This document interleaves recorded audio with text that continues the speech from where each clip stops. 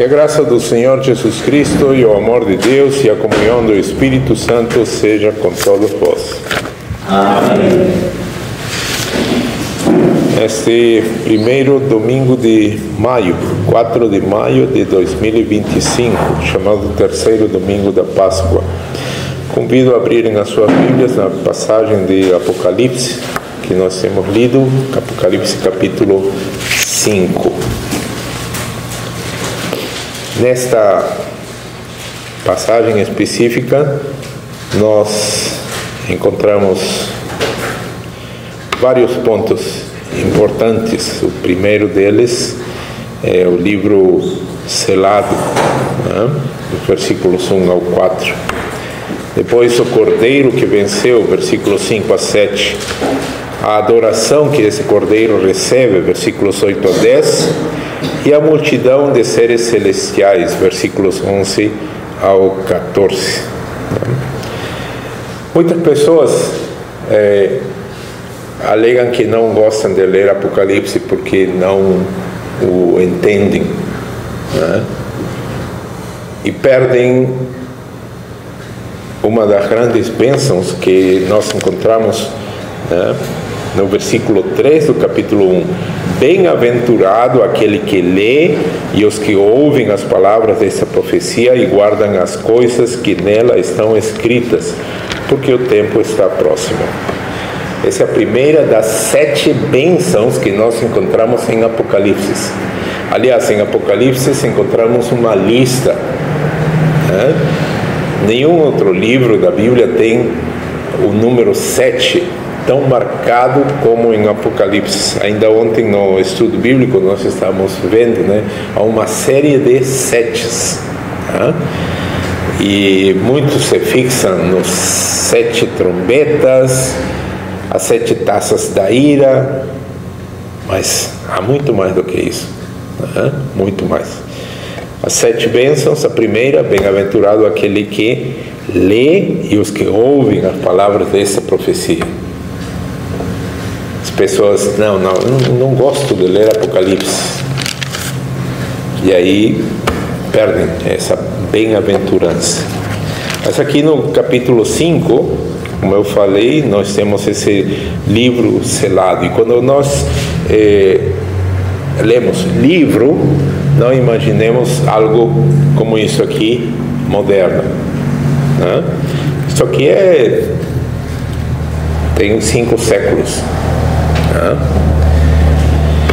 Os livros antigos, na verdade, eram rolos.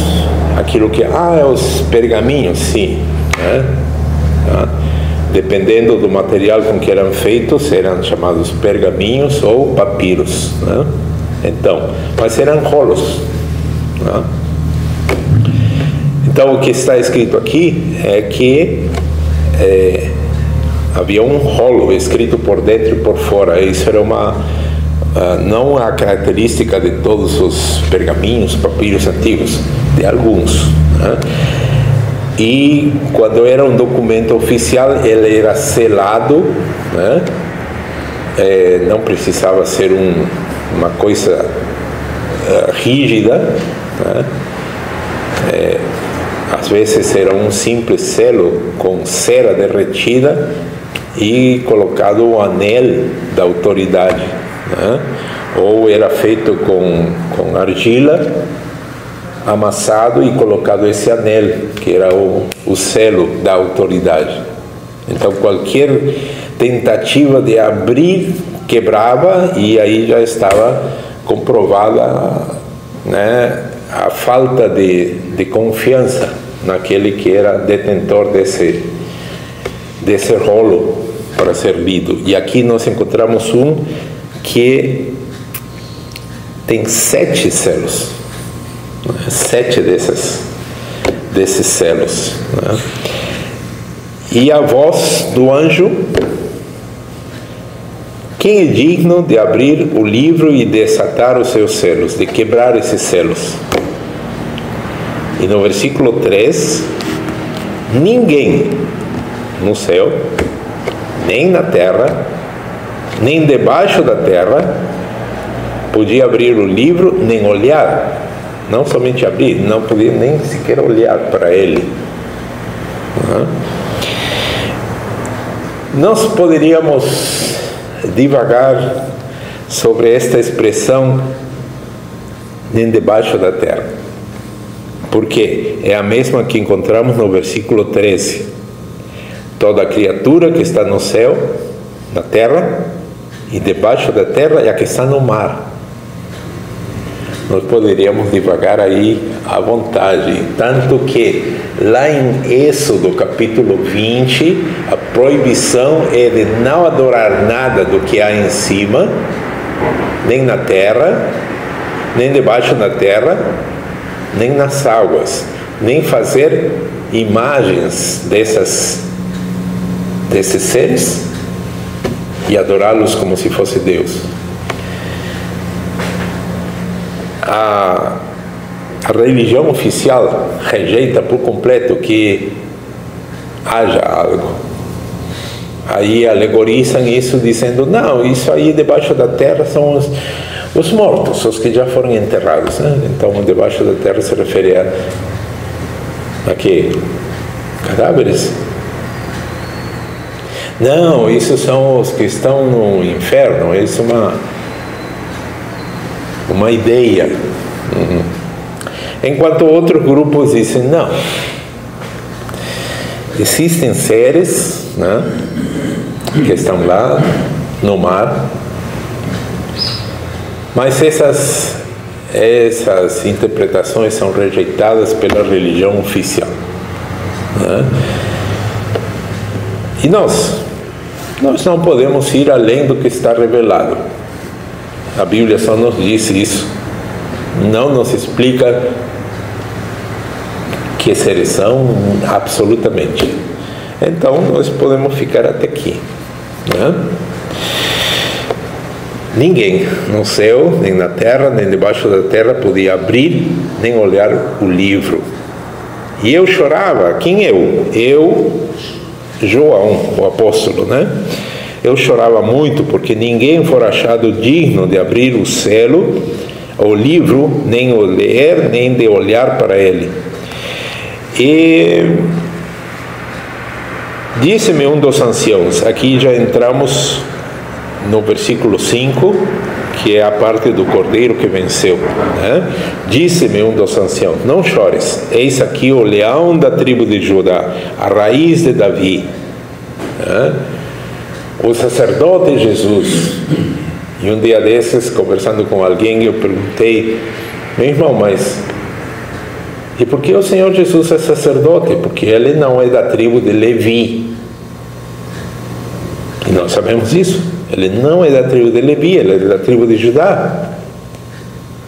E da tribo de Judá, Paulo nos diz que ninguém foi jamais considerado para o sacerdócio, nem sequer para chegar perto das coisas do templo. Então, como Jesus poderia ser sacerdote? Uhum. E a passagem que nós encontramos lá em Hebreus, que ninguém toma para si essa honra, a honra de ser chamado sacerdote, senão aquele que é chamado por Deus. Por isso também o Senhor Jesus não se fez sacerdote a si mesmo, mas o próprio Deus o escolheu e o ordenou. Aí onde se intercala esses fatos, essas verdades, a verdade que o Senhor Jesus foi chamado pelo próprio Deus sacerdote e ordenado pelo próprio Deus, e na ordenação para o sacerdócio só podia ser usado sangue, cinza ou água pura. E tinha que ser ministrada, essa ordenação tinha que ser ministrada por um sacerdote, no caso, um levita. E aí nós lembramos da ocasião em que um certo sacerdote, filho do sacerdote Zacarias, João o Batista, né? João o Batizante, né? ele estava longe, numa região desértica no sentido não de não ter água em absoluto, mas desértica no sentido de estar longe da chamada civilização, né? E ele estava lá e o povo ia até ele, confessando seus pecados, eram batizados. E aí é onde entra a má interpretação, o desconhecimento do que a lei estabelecia. Em nenhum momento estabelece que o sacerdote pegaria a pessoa, tamparia suas narinas, pegaria com a sua mão debaixo da cabeça da pessoa e mergulharia a pessoa. Não. A lei estabelece, pegaria cinza, sangue ou água e aspergiria a pessoa. A multidão, então, confessando seus pecados, eram aspergidos. Ponto. Não? E quando apareceu Jesus de Nazaré, João disse: não, eu que preciso ser batizado por ti, não tu. E aí o Senhor Jesus disse: deixa, porque assim convém que cumpramos toda a justiça. Nesse instante, João procedeu a fazer esse que nós conhecemos como batismo de Jesus, mas na verdade foi a sua consagração ao sacerdócio, né? A mão de um sacerdote, ele foi consagrado ao sacerdócio levítico? Não. Em Hebreus está bem claro, o Senhor Jesus foi consagrado ao sacerdócio segundo a ordem de Melquisedeque, do qual ele é o sumo sacerdote. E lá em Hebreus também está escrito que, mudando-se o sacerdócio, necessariamente, obrigatoriamente se muda a lei. Portanto, erram assim, grosseiramente, tristemente, todos aqueles que querem pegar o Antigo Testamento, a Tanakh dos judeus, para se submeter a esse jugo da lei, que em Hebreus diz que por ser fraca e ineficiente se procurou uma outra opção, uma outra maneira, porque debaixo dessa lei do Antigo Testamento ninguém era salvo. Essa lei só servia para mostrar a pecaminosidade humana, a incapacidade humana. Por isso que tem 613 mandamentos, e a Bíblia, a palavra de Deus, estabelece claramente: se cumprir 612 e falhar um só, são 613. Cumpriu 612, falhou um, se fez culpado de tudo. A lei não serve para salvar ninguém, só serve para condenar, só serve para mostrar que o homem é incapaz. Enfim, o Senhor Jesus então foi elevado ao sumo sacerdócio. Isso aí é o ponto crucial do cristianismo. Infelizmente isso é passado por alto e se repete sem compreender. Se repete: o Senhor Jesus foi batizado por João Batista. Foi muitíssimo mais do que isso. Então, o leão da tribo de Judá, o nosso sumo sacerdote segundo a ordem de Melquisedeque. Nós não estamos na ordem arônica, a ordem levítica, estamos na ordem de Melquisedeque, o leão da tribo de Judá, que venceu na cruz, que venceu, diz aqui. Isto nos leva para o livro de Colossenses, capítulo 2. os versículos 14 e 15, onde está registrado: havendo riscado a cédula que era contra nós. Essa cédula aqui se refere a um documento de dívida. É um termo forense da época dos apóstolos. Tá? Paulo utiliza esse termo, havendo riscado a nota promissória, nós vamos chamar assim para termos uma ideia. Tá?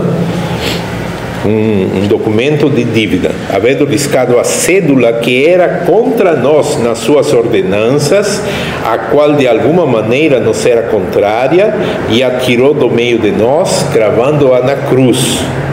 E despojando os principados e potestades, os expôs publicamente, e deles triunfou em si mesmo. Onde? Na cruz.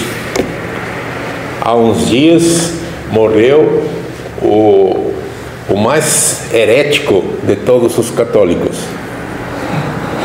aquele que, olhando para a cruz, né, disse: el fracasso de Jesus em la cruz. Isso é heresia pura, né? É a voz de um anticristo, né? É a voz de um espírito das trevas debochando da cruz, sabendo que todos os espíritos malignos foram vencidos na cruz do Calvário. Humanamente, perdeu. Não. Diante de Deus, ele estava vencendo na cruz. E aqui está registrado em Apocalipse 5:5.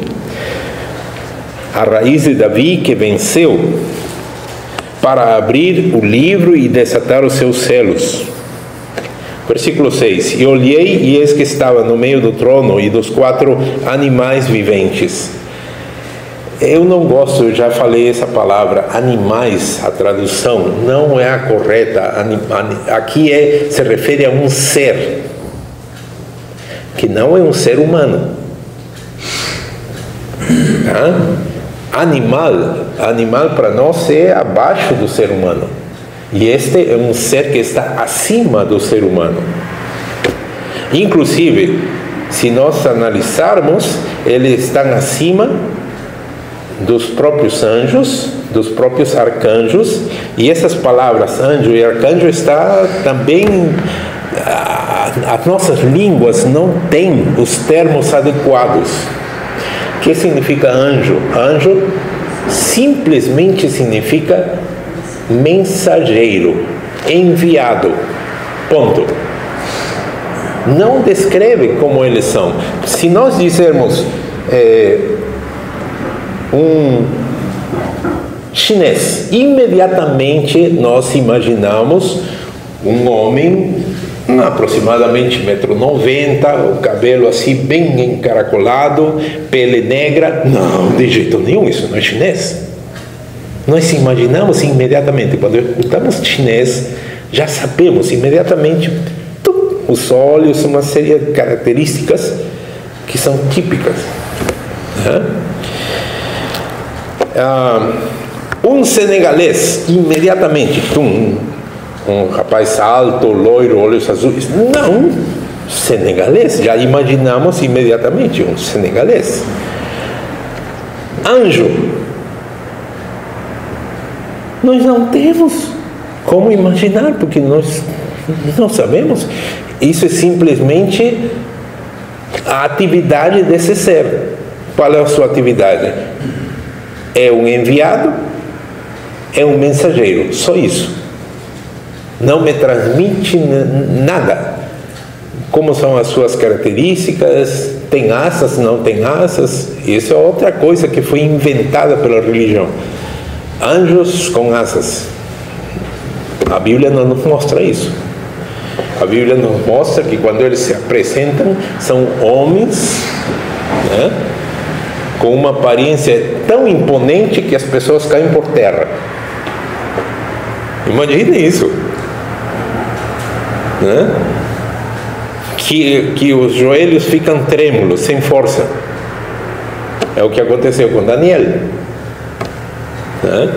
Se apresentou o anjo e ele caiu por terra sem força, e o anjo teve que tocar e dizer: Daniel, não temas, fica em pé, põe-te sobre os seus joelhos.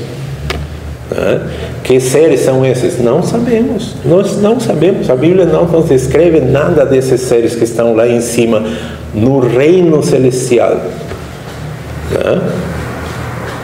Em certa ocasião, alguém, não lembro se foi um jovem, uma criança: no céu tem animais, e aí? E especificamente queria saber se tem cachorro, gato, não sei o que. Deve ter visto aquele filme, né? Os cachorros vão para o céu, coisas assim. Mas depois, analisando, quando o Senhor Jesus voltar, vai vir como? Montado em cavalos brancos. Cavalos.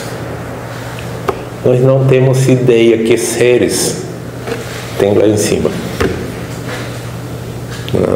Não sabemos.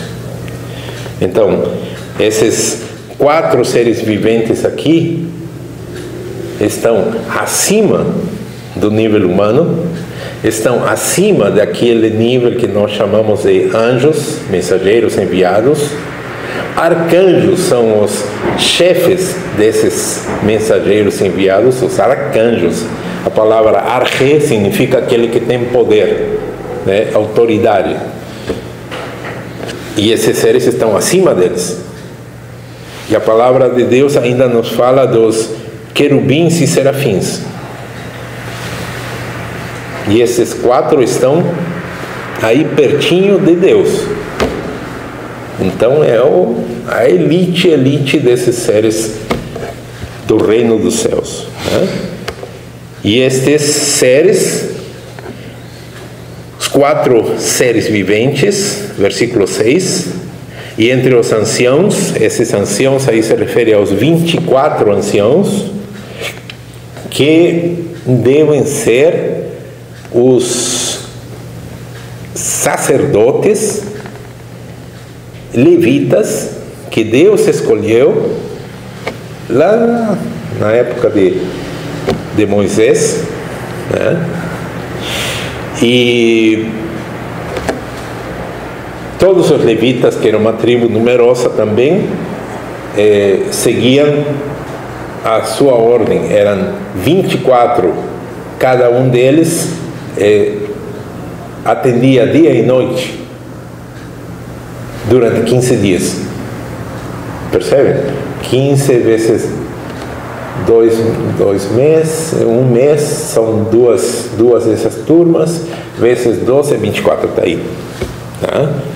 Então, acredita que esses 24 anciãos sejam esses 24 sacerdotes lá da época de Moisés. Tá? E estavam aqui diante do cordeiro que estava no trono, como havendo sido morto, e tinha 7 chifres e 7 olhos, que são os 7 Espíritos de Deus enviados por toda a terra. Isso aqui é um simbolismo de poder desse cordeiro. Né? E o que acontece? Versículo 7. E veio esse cordeiro, tomou o livro da destra do que estava sentado no trono, e havendo tomado o livro, os 4 animais, os 4 seres viventes e os 24 anciãos prostraram-se diante do cordeiro, tendo todos eles harpas e salvas de ouro cheias de incenso. Salvas significa taças, né? Cálices, que são as orações dos santos, né? O cordeiro, isto nos faz lembrar de João, né? No Evangelho de João, bem no início do Evangelho, no capítulo 1, versículo 29. No dia seguinte, João viu a Jesus que vinha para ele e disse: João, o sacerdote João Batista disse: eis o Cordeiro de Deus que tira o pecado do mundo. O Cordeiro de Deus que tira o pecado do mundo. No versículo 35 e 36, no dia seguinte, João estava outra vez, são duas ocasiões, e dois dos seus discípulos, e vendo passar a Jesus, disse: eis aqui o Cordeiro de Deus. Então, esse Cordeiro de Deus é o Senhor Jesus. Esse Cordeiro que aparece em Apocalipse é o Senhor Jesus, o leão da tribo de Judá. E aqui acontece a adoração, a partir do versículo 8. Se prostraram diante do Cordeiro e cantavam um novo cântico, dizendo: digno és de tomar o livro e de abrir os seus selos, porque foste morto, e com o teu sangue compraste para Deus homens de toda tribo, e língua, e povo, e nação. Compraste para Deus homens de todas as raças, de todas as tribos, de todas as nações. O Senhor Jesus com o seu sangue comprou. E acontece que essa igreja, nós chamamos esse grupo de humanos de toda origem, nós chamamos de igreja, a comunhão dos santos. Essa igreja faz orações, e essas orações enchem os cálices desses 24 anciãos. E agora nós vamos mencionar um chavão. Deus ouve as orações de todo mundo. Todas as pessoas, acreditam nisso. Mas será que é a verdade? Será que Deus ouve as orações de todas as pessoas? Vamos para Provérbios, capítulo 28. Livro de Provérbios. Depois de Salmos. Provérbios 28. No versículo 9. Aí nós lemos: o que desvia os seus ouvidos de ouvir a lei, até a sua oração será abominável. Tá? Então esse chavão, Deus ouve as orações de todo mundo, não corresponde com a verdade. Se a pessoa não está nem aí com a vontade de Deus, a lei, não está nem aí, mas na hora H do aperto, vai fazer uma oração a Deus, até a sua oração, essa palavrinha até, acabou com tudo, tá? Até a sua oração será o quê? Abominável. Não é simplesmente nojento. Um prato de sopa e caiu uma mosca, que abominável, é nojento, uma mosca. O que é abominável? A palavra abominável é muito além de algo que é nojento.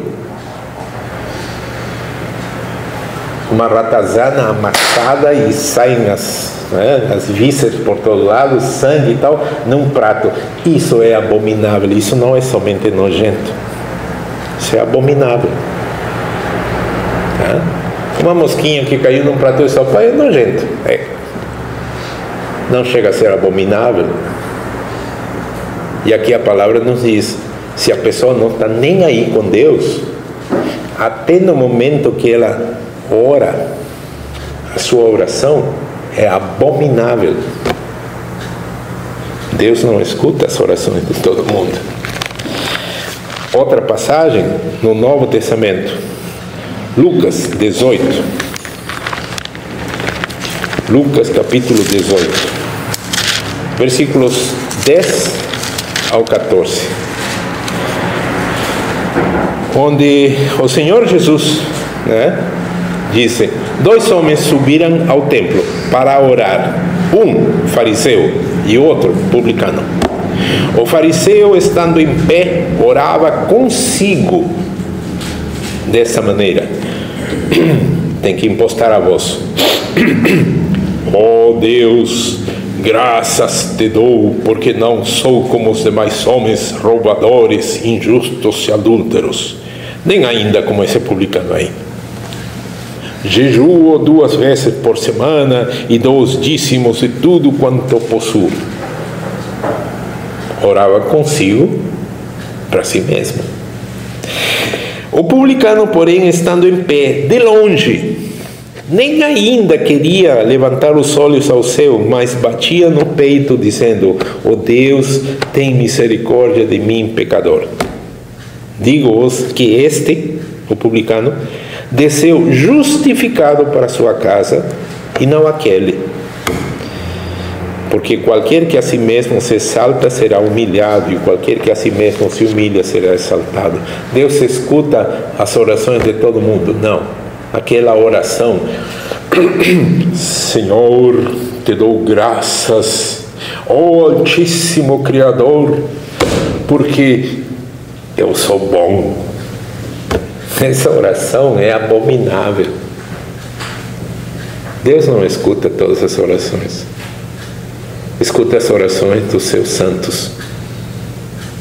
E essas orações enchem as taças que os 24 anciãos tinham, salvas de ouro cheias de incenso, que são as orações dos santos. E cantavam um novo cântico, versículo 9, digno de tomar o livro e de abrir os seus selos. Em Efésios 3, Efésios capítulo 3, versículos 3 a 6, nós encontramos o seguinte: como me foi este mistério manifestado pela revelação, como antes um pouco vos escrevi. Por isto, quando lees, podereis perceber a minha compreensão do mistério de Cristo, o qual, noutros séculos, não foi manifestado aos filhos dos homens, como agora tem sido revelado pelo Espírito Santo aos seus santos apóstolos e profetas. E qual é esse mistério? Versículo 6, a saber, que os gentios são coerdeiros e de um mesmo corpo e participantes da promessa em Cristo pelo Evangelho. Esse é o mistério que durante séculos o povo de Israel acreditava piamente que eles eram os únicos. E na época do Senhor Jesus, eles também acreditavam nisso. Por isso eles desenvolveram um xingamento para todos os seres humanos que eles não consideram seres humanos, o xingamento de cão sarnento. Por isso que quando aquela mulher cananeia, Ciro-fenícia, que estava com sua filha terrivelmente endemoniada, uma filha pequena de colo, ela veio e clamava, e os apóstolos, os queridos apóstolos, disseram: Senhor, mande essa chata embora, está incomodando. Isso é o que está escrito no Evangelho. O Senhor Jesus não falou nada, continuou na sua caminhada, e a mulher correu mais rápido e se prostrou na frente deles no caminho. E aí o Senhor disse: não é bom dar o pão dos filhos e dar aos... Ele suavizou a expressão, dar aos cães. Não, ele suavizou e colocou aos cachorrinhos. E a mulher respondeu: Senhor, mas lembra-te que até os cachorrinhos comem das migalhas que caem da mesa. E a reação do Senhor Jesus foi: ó mulher, grande é a tua fé, seja feito contigo assim como tu queres. Nesse instante a sua filha ficou curada. Esse é o mistério, que os gentios são cordeiros e de um mesmo corpo e participantes da promessa em Cristo pelo Evangelho. Isto se repete em Colossenses 1, capítulo... aliás, Colossenses 1, 26 e 27. Né? O mistério que esteve oculto desde todos os séculos e em todas as gerações, e que agora foi manifestado aos seus santos, aos quais Deus quis fazer conhecer quais são as riquezas da glória deste mistério entre os gentios, que é, esse mistério, que é Cristo em vós, esperança da glória. Não vos deixarei sozinhos, virei outra vez a vocês.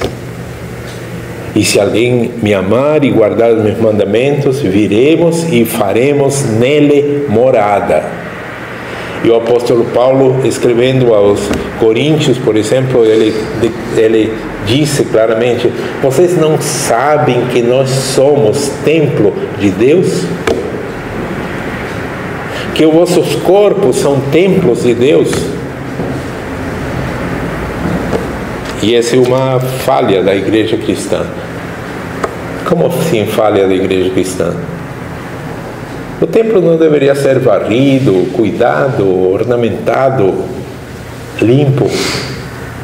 Sim.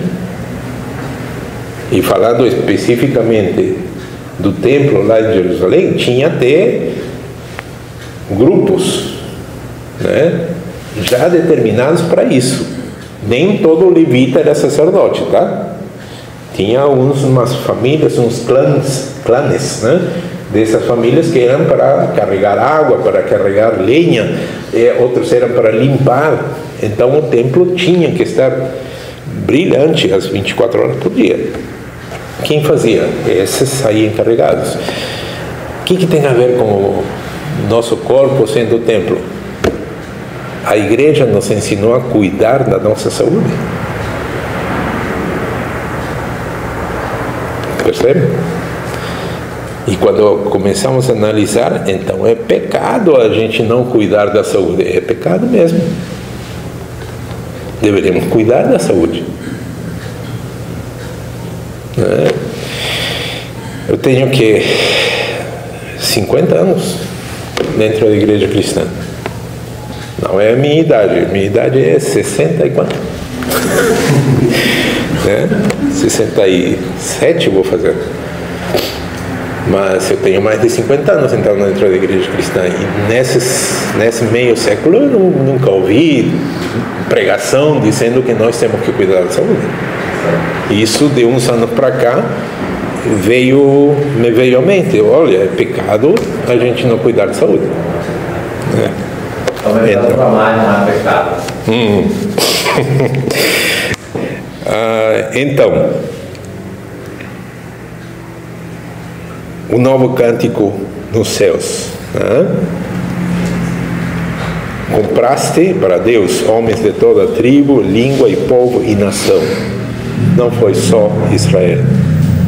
Nós, gentios, entramos aí. E essa multidão celestial, versículos 11 em diante, a multidão desses seres celestiais, anjos ao redor do trono, e dos animais, e dos anciãos, e dos seres viventes, e dos anciãos, e era o número deles milhões de milhões, no mínimo são bilhões.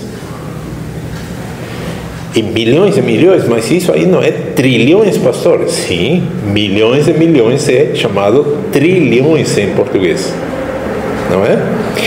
E milhares e milhares são milhões. Então aqui está referindo-se a trilhões e milhões. Versículo 11. Esses seres do reino celestial vivem para sempre. Trilhões de seres celestiais. Por isso eu digo, nós não sabemos absolutamente nada. Só sabemos o que fazem.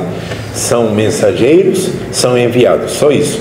E essa palavra, mensageiros enviados, em grego, angelos, né? Que traduzido para o português, anjos. Mas só está descrevendo o que eles fazem, como são, quem são, qual é a aparência deles. Não sabemos. Quantos são? Está aqui. Quantos? Trilhões, bilhões? E com grande voz, versículo 12, diziam: digno é o Cordeiro que foi morto de receber o poder e a riqueza e sabedoria e força e honra e glória e ações de graças. Vocês contaram? Vamos lá. Poder, riquezas, sabedoria, força, honra, glória, ações de graças. 7. Mais outra listinha. Mais outra série de 7. E ouvi toda criatura que está no céu, na terra e debaixo da terra e a que está no mar. Ah, pastor, mas no mar só tem peixe, baleia. Será? Não sabemos. Não sabemos.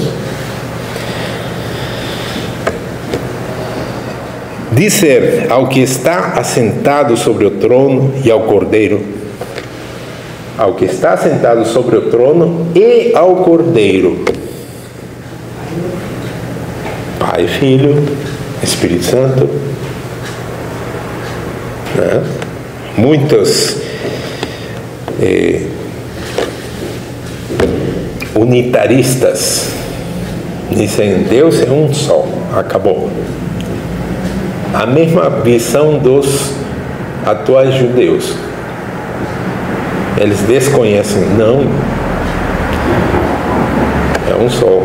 É a mesma visão dos muçulmanos. Deus é um só e não tem filho.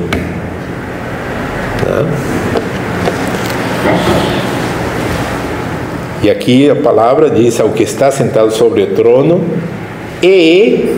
Esse "e" é tão pequenininha, essa palavra, mas transmite toda uma mensagem. Não é o mesmo. E ao Cordeiro.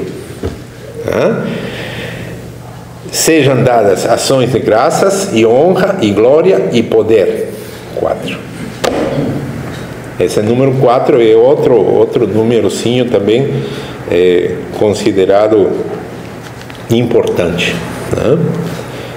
E os 4 animais, os 4 seres viventes, diziam amém. E os 24 anciãos prostraram-se e adoraram ao que vive para todo o sempre. Com isto vamos para Filipenses. Epístola de Paulo aos Filipenses, capítulo 2, versículo 10 e 11. Para que ao nome de Jesus se dobre todo o joelho dos que estão nos céus, na terra. Olha aí, debaixo da terra, também aqui de novo, debaixo da terra. E toda língua confesse que Jesus Cristo é o Senhor, para a glória de Deus Pai. Toda língua confesse. Filipenses 2, 10 a 11.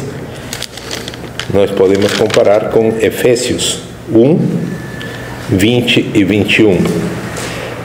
Que manifestou em Cristo, ressuscitando dentre os mortos e pondo-o à sua direita nos céus, acima, Senhor Jesus Cristo, acima de todo principado e poder e potestade e domínio, e de todo nome que se nomeia, não só neste século, mas também no vindouro.